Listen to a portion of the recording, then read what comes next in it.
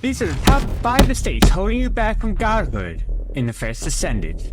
First off is not upgrading your mastery. And by mastery, I mean going to the prime hands and upgrading your mastery rank up, which this is a crucial mechanic of the game, as it not only gives you more space for guns to loot and room to mod your descendant with the capacity increases, but it unlocks major mechanics that will help you to godhood in the game in terms of weapons. Features such as the reactor enhancement is now available once you upgrade it to mastery rank 6 in this example. The second biggest mistake that new players are making is not switching out your weapons from when you pick them up after missions or what have you. We know if you play this game for at least even an hour, you know that weapons rain from the sky like Cheetos into your mouth. So it's easy not to pay close attention to them and just get set on one you may like for the moment. The things you want to be looking at for the weapons are stats and other traits to determine whether it will be a trusty partner or just something to grind for an upgrade. Special characteristics of this weapon here, you see 4 different traits. 1 in yellow, 1 in purple, and 2 in blue. The yellow are rare traits. Those are the ones you really kind of want to hoard. Ideally, a perfect weapon would have 2 or more yellows and the rest purple. The third biggest mistake that people are making is that they're just selling all the loot. I have a gun I really like. I'm just going to sell this all and sell it for gold. Something I did at first, which slowed my progression, was just selling everything that I picked up if it didn't look immediately useful. But you can do by coming to this trader here, Deslin.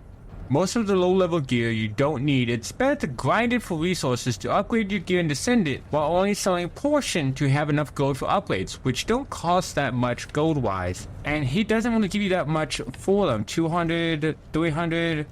It's really not much worth to sell to him. You don't get much out of it. Instead, what you should be doing with weapons and equipment you no longer need or aren't really interested in is to grind them down for supplies and resources. By that I mean by creating stuff such as junk. If you're using the controller, it'd be the right trigger, and then you hold it down and dismantle it.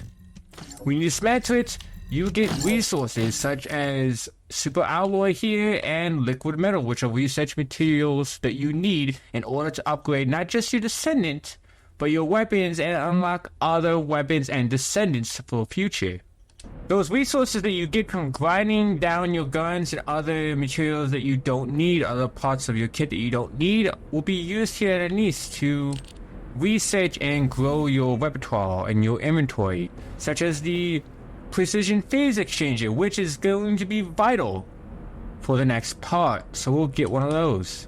The fourth mistake people are making is when they find a weapon with great traits or a high tier weapon and they just get rid of it without realizing that you can enhance the weapon just like you can with this ultimate submachine gun that I have here. To enhance it, it's not that hard actually. All you have to do is go to this tool here, the workbench, and what you're going to do is weapon level transmission. What that will do is you will put a weapon in the main slot and then you use one of the other weapons that you picked up that you were just going to throw away anyway to transfer the level. All you need is one of the precision phase exchanges, which you can get from using the liquid metal that you get from dismantling old weapons, and then you research the phase exchanger via Nice. Watch what happens when I upgrade the Thunder Cage from level 1 that I just got with a level 19 Devil Calls machine gun.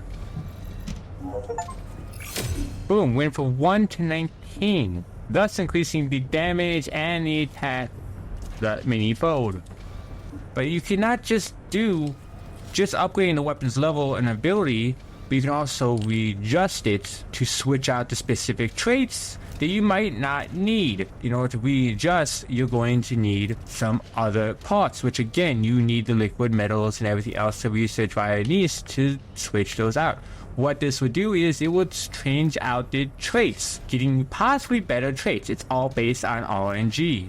And the fifth and final, most crucial tip I can give to you right now, Descendant, not modding your weapons and your Descendant for your play style. Take Ajax for example. He is a tank. His big thing is shielding and just putting down as many rounds as possible while taking almost as little damage as possible. Now, by building to his strengths instead of to his weaknesses, you can increase the survivability of your descendant by almost threefold. And what I mean by that is looking at, the reactors and external components. For example, I have a high defense external component here, but then these two components down here give me plus 25% defense on top of that. So I have a 114 buff for my defense here, plus combining these two here gives me a set bonus of 25% on top of everything else I already have. So you can see here that my max defense is 4,000 plus, which reduces the opponent's attack, and the higher the defense, the greater the reduction. Now in terms of weapons, take the machine gun that I have here for example. Weapons here, if I was to go ahead and just unequip all of my modules, you can see exactly what it's going to do to my weapon. It's going to lower the DPS. You can increase the damage and the other factors of the gun, essentially giving it an extra edge it would not have had otherwise. Which, by the way, you can also upgrade these modifiers as they are, as you can see with the little dots next to them. I've already upgraded some of them, and as you upgrade them, they give you better and better stats, such as firearm attack, fire rate, weak point damage, reload time modifiers, and more. If you're not sure which ones you need, which ones are best for you, you can go ahead and click on the recommended, and it will put in the best ones for you until you learn how to do it yourself. Let me tell you how I managed to come back. Well, that's all I have for you, Descendants. If you have any other major tips that you found that you think somebody else should know and it's not getting enough attention, drop it down in the comments below and let me and your other Descendants know, so that way we can get stronger together and fight for humanity.